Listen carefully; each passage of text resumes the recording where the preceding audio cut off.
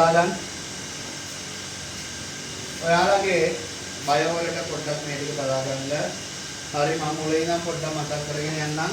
මේ පාරටම ටෙස්ට් එක නිසා සෛල නිරීක්ෂණය, සෛල වාදය, අසෛල වාදය කොට මතක් කරගන්න. හරිද? සෛල වාදය ගත්තාම සෛල වාදය ඉදිරිපත් කරන්න ඕන.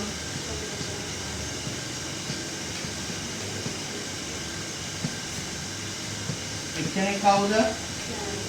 ස්ලයිඩර්. අනිත් කෙනා කවුද සෛල වාදය ඉදිරිපත් කරන්නේ? ස්වාන්. මේ දෙන මොකද සෛල වාදය කියන්නේ? පළවෙනි එක කියනවා ජීවීන්ගේ මොනවාද? සීලම ජීවීන්ගේ දිනුහමය ඒකේ මොකද්ද? සෛලය. ඊළඟ කියනවා සීලම ජීවීන්ගේ මොකද්ද? කෘත්‍යමය ඒකකයක් මොකද්ද? සෛලය. ඊට පස්සේ ආයෙත් කියනවා සියලුම ජීවීන් හැදිලා තියෙන්නේ හරිද? සෛල එකකින් හෝ ඊට වැඩි ගණනකින්. ඊළඟට කියනවා මොකද්ද? නව සෛල බිහි වෙන්නේ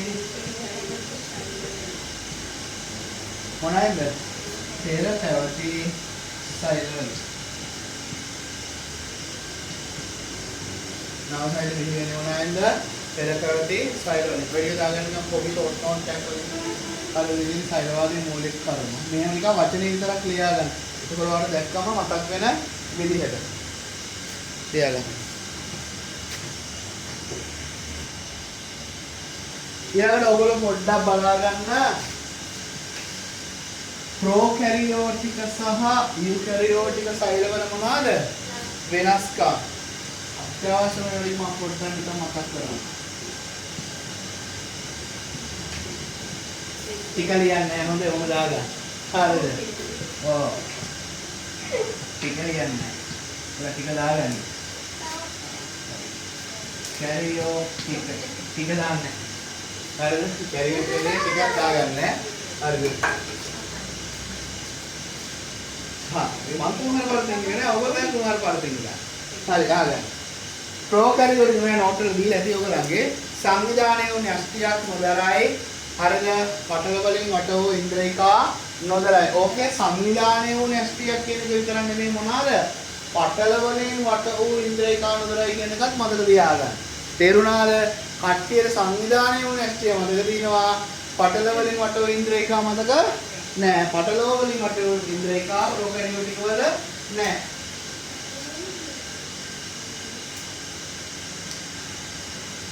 හරි. ඊළඟට යුකැරියෝටික වල සංවිධානයේ න්‍යෂ්ටියක් දරයි. එනම් පටල වලින් මටෝ න්‍යෂ්ටියක් දරයි. පටල වලින් මටෝ න්‍යෂ්ටියක් දරනවා. අරගේ සංවිධාන න්‍යෂ්ටියක් දරනවා. තේරුණාද? ඊළඟට න්‍යෂ්ටිකාව නොදරයි අරයා න්‍යෂ්ටිකාව දරයි. හරිද? මම ලියන්න යන්නේ නැහැ. හරිද? ඊළඟ තනි වර්ණ දේහයක් දරයි අරයා වර්ණ දේහ සමූහයක් දරයි. ඔන්න ඔය පොයින්ට් එක බලන්න. ඔය චක්‍රීය DNA කියන කතාව සමහර වෙලාවල රවල් දෙන මොකද? තනි වර්ණ දේහයක් දරයි. හරිද? අරකේ වර්ණ දේහ කීපයක් දරයි. හරිද? වර්ණ දේහ තනියත්තේ චක්‍රීය DNA අනුවලිනේ प्रोटीन सहभागित्व නොවේ. प्रोटीन සහභාගී වෙන්නේ කොහෙද? ඔය අපි කියනවනේ ඔය ද්විත්ව හෙලික්සීය ව්‍යුහය ගන්න නෑනේ. ද්විත්ව හෙලික්සීය ව්‍යුහය ගන්න මොකද වෙන්නේ? හිස්ටෝන ප්‍රෝටීන වල එකක් මොකද්ද වෙන්නේ? මෙතෙන්ට සෙට් වෙනවා. මොන ප්‍රෝටීනද? හිස්ටෝන. ඕවා සෙට් වෙලා ඕවත් එක්ක එතිලා තමයි මොකක් වෙන්නේද? වර්ණ දේහය හැදෙන්නේ. මෙයා ඒක කරාට සුදු මෙයා කරන්නේ නෑ. හරිද? ඒක මෙයා විතරයි. බබා and only when we swim back කියලා මෙයා විතරයි කරන්නේ. හරිද?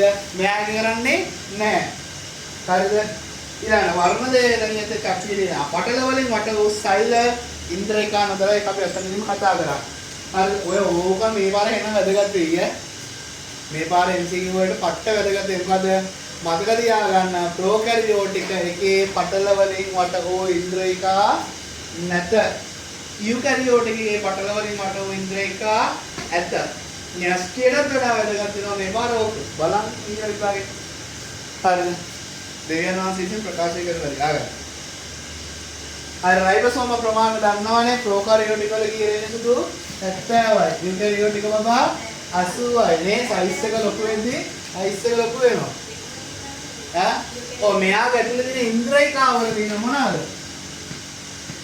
ඉන්ද්‍රියකාවල අපිට දකින්න හම්බ වෙන 70 වගේ. අපි ඒකට හේතුවක් කියන්නේ අන්තර්සාජී වාදේ තේරෙනවා.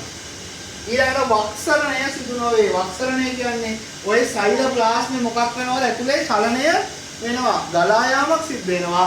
වක්සරණය සිද්ධ වෙන්නේ නෑ බබා. කාගෙද වෙන්නේ නැත්තේ?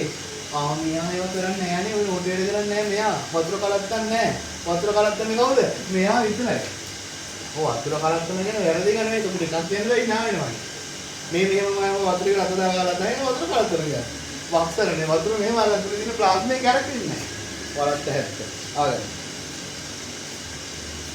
ආශිකාදාරයි. බලත් එක්ක උගන්නන්න බැහැ. මම මහන්නේ.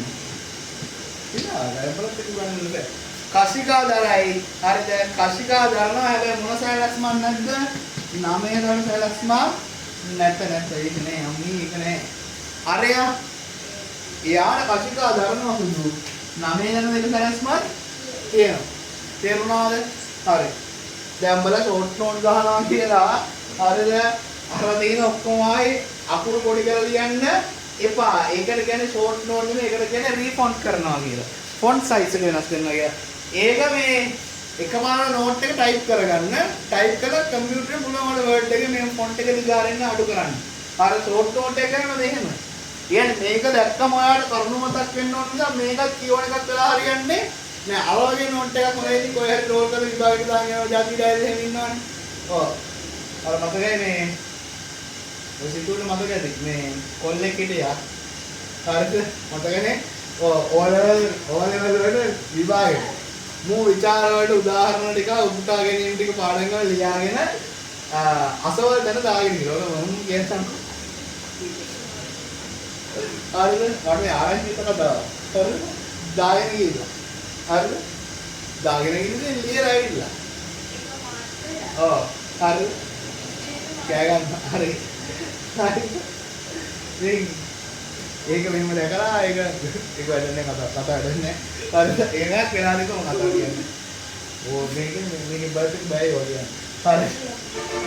කොහමරි ඒක මේ ඌ පන්තිය පුරාම යවලා මුළු පන්තියේ ඉතින් එක මේ ස්පර්ශ කරගෙන ඒක බලන් තමයි ලියලා.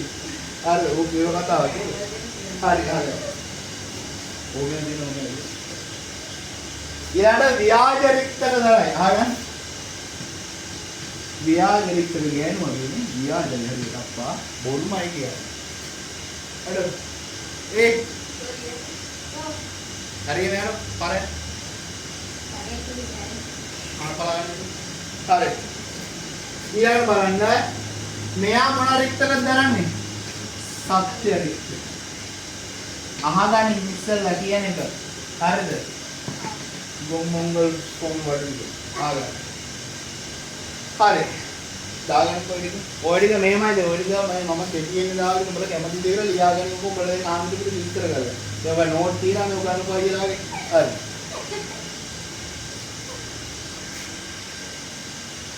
හරි අහගන්න. ඊට පස්සේ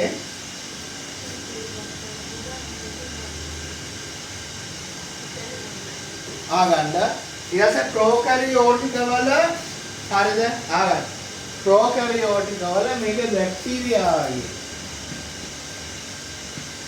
බැක්ටීරියා වල සයිටෝකින් කියන හැරෙන්නේ හරිද පෙප්ටිඩෝ ග්ලයිකේන්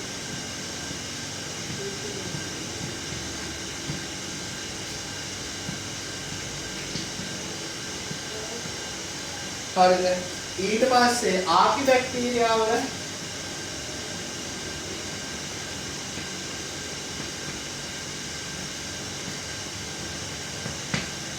ආකිබැක්ටීරියා වල මොනවාද ප්‍රෝටීන සහ පොලිසැකරයිඩ්. පස්සේ අපි ඉස්සරහට නියමකෝ ප්‍රෝටීන සහ මොනවාද පොලිසැකරයිඩ්.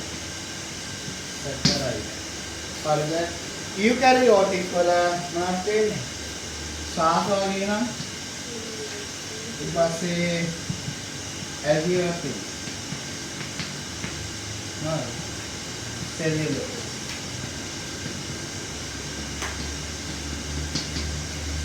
හරිද? ඊට පස්සේ දිලීරවල සයිටි. දිලීර දිනවනවාද? කයිටි. හරිද? ඊට පස්සේ ප්‍රොකැරියෝටික වල සෛල විභාජනය කොහොමද වෙන්නේ? ඌනන අණුමුණක් සිද්ධ වෙන්නේ නැහැ. මම නිකන් කියන්නේ යන්නේ. යුකැරියෝටික වල ඌනන විභාජනය සහ අණුන විභාජනය වෙනම දෙනවා. සෛල ප්‍රමාණයෙන් කුඩායි ප්‍රොකැරියෝටික ප්‍රමාණය කොහොමද ඉන්නේ? 0.5යි මයික්‍රෝමීටර් අතර. හරිද? අරගොල්ලන්ගේ 5 සහ 100යි මයික්‍රෝමීටර් අතර. හරිද? ඇතම් සෛල තුල මොනවාද මෙයාලගේ නයිට්‍රජන් තිරකේ. මේ යුකැරියෝටික් වල කිසිම කෙනෙක් නයිට්‍රජන් තිර නොකරයි. ප්‍රොකැරියෝටික් වල නයිට්‍රජන් තිරකේ, යුකැරියෝටික් වල නයිට්‍රජන් තිර නොකරයි. මේගොල්ලෝ බිලි වුණා කියලා සැලකන්නේ අවුරුදු බිලියන 3.5කට පෙර. මෙයාලා අවුරුදු බිලියන 1.2කට පෙර.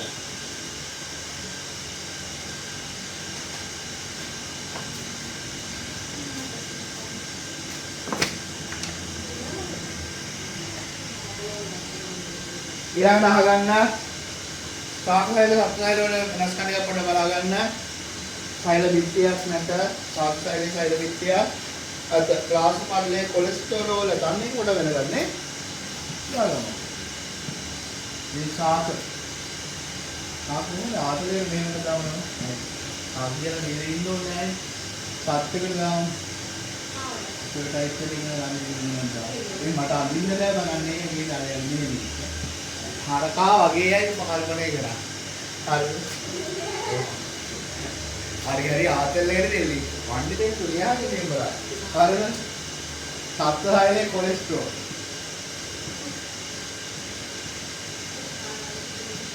හරිද? කොලෙස්ටරෝල් දිනවද නැද්ද? ඇත්ත. සත්වයිලේ කොලෙස්ටරෝල් නැත්ද? කුඩා රික්තක දෙනවා සත්වයිලේ. සත්වයිලේ විශාල කන රික්තක දෙනවා. හරිද? ඊළඟට සත්ව සෛල දෙනවා මොනවාද? සත්ව නැහැ මොනවාද? ගයක්සිසෝ.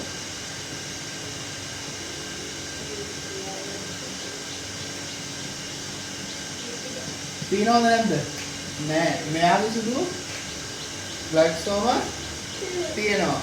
කේන්ද්‍රිකා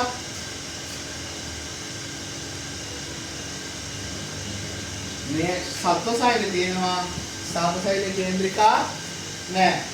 ග්ලයිකෝජන් සංසිඳ වෙන්නේ අනිත් සාත් සෛලේ පෘෂ්ඨය. හරිතලව නෑ සත්ව සෛලේ. ඒක බලන්න පේන්නේ නෑනේ. මම ඉස්කෝලේ යනවා ළමයි දෙන්න කියලා පිට මෙහෙම අල්ලන් ඉන්නේ නෑනේ අවුවට. හරිද? බත්තට බඩ ඇතුලේ හැදෙන්නේ. මෙහෙම තියන්නේ නෑනේ. ඒ කියන්නේ හරිතලව නෑ. අරයාගේ හරිතලව දෙනවා. වර්ණලව ශ්වේතලව නෑ කාගේ සාත් සෛල. මේ සත්ව සෛල.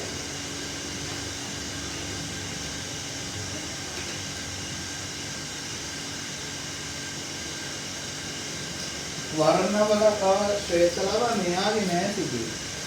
අනේ අම්මා මෙයාගේ තියෙනවා ඉතින් ඈ. හරි බලන්න. ඊට පස්සේ මම මෙතනම ගන්නම් මම එහා පැත්තේ. සාක්ෂි දාන්න නේද? හතා ඇඳගෙන ගියාම කියලා වෙනවා. සතා ඇඳින්නේ මේ විකෘති දාන කුරුසට එකයි. හරිද? මේක ගත්තොත් එහෙම අමයිනෝ අම්ල 20න් සමහරක් පමණක් විපලව ගන්න. සත්වයේ අමයිනෝ අම්ල 20න් සමහරක්. හරිද? එයා නිපදවාගන්නේ. මෙයා මේ ටිකාට පදිරි වෙන්නේ නැහැ. හොඳේ. අඩු උඹේ අමයිනෝ අම්ල පාඩුව මම තනින් මොනවද කරන්නේ? අමයිනෝ අම්ල 20ම ඌ හදා ගන්නවා. හරිද? ඊට පස්සේ සත්ව සෛල සංගිගත්තාම දෙස්මසෝම සංනිවේදන සංදේ සමාංගීකරණ සංදි කියන හැටි. හරිද? මෙයාගේ තියෙන මොන හන්දද? ප්ලාස්මා බන්ධ.